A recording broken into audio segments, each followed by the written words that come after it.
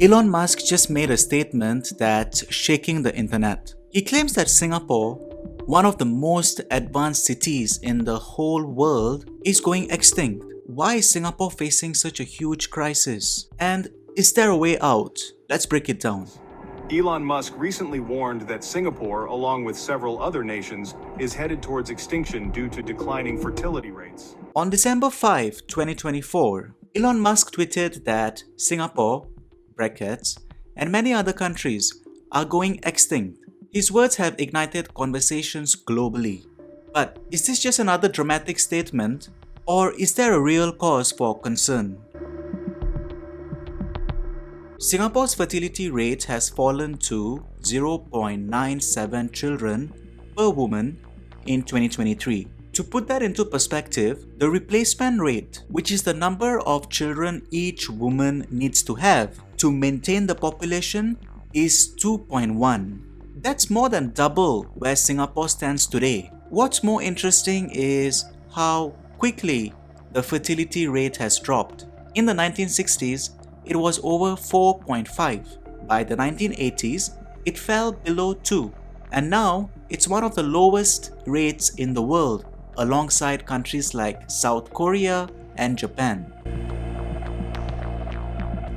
If this trend continues, Singapore's population could shrink by up to 50% within the next century without immigration.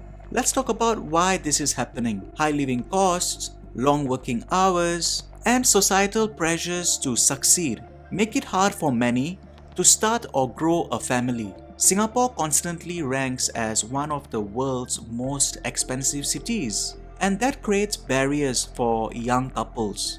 A declining birth rate and an aging population mean fewer people in the workforce, slower economic growth, and a strain on social services. Without intervention, the consequences could reshape Singapore's economy and society in ways we've never seen before. The economic implications of a shrinking population are enormous.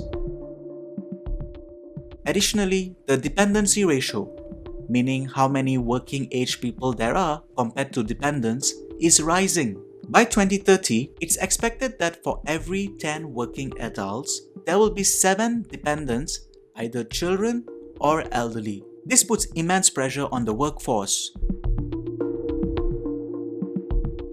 But here's the good news. Singapore is not a nation that backs down from challenges. It's a place of resilience, innovation, and forward-thinking solutions. The government already has a generous set of measures, including the baby bonus scheme, significant preschool and education subsidies, and tax benefits like the parenthood tax rebate and the working mother's child relief. $8,000 in tax relief for the first child, $10,000 for her second child, and $12,000 each for her third and subsequent child. Effectively, this will provide more government support for eligible lower to middle income working mothers. The government and the society are already taking steps to address these concerns. To combat the birth rate decline, the government has increased financial incentives. Families now receive up to $10,000 per child in baby bonuses, along with subsidies for education and childcare.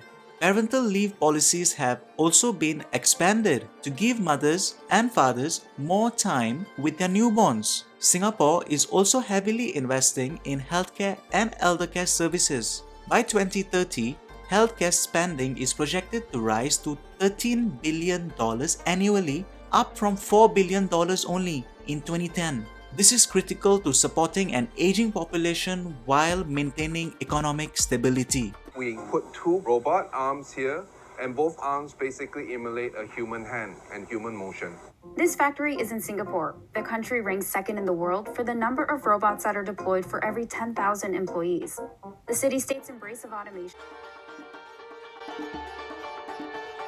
Singapore is leading the way when it comes to automation to fill workforce gaps. For example, the manufacturing sector now employs 831 robots per 10,000 workers, and this is the second highest robot density in the world after South Korea. At the same time, the immigration plays a key role in stabilizing the population. In 2023, over 30% of Singapore's residents were non-citizens, contributing to the workforce and enriching the cultural fabric of the nation. The challenge lies in striking a balance between maintaining a local identity and embracing diversity.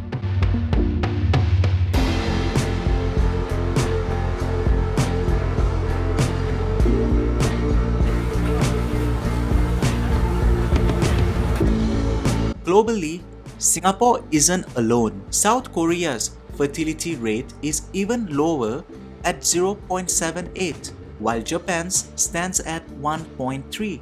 What sets Singapore apart is its ability to act quickly and decisively.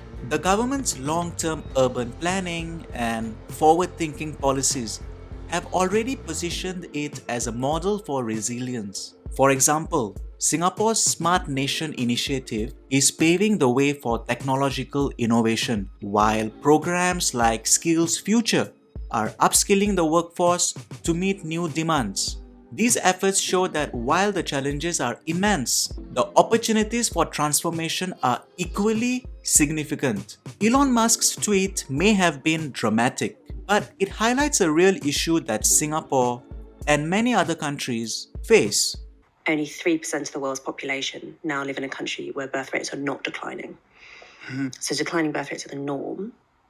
And they started declining, as I said, first in Britain, but it's basically happened everywhere. It seems to just be an inevitable consequence of modernity, that people have fewer children.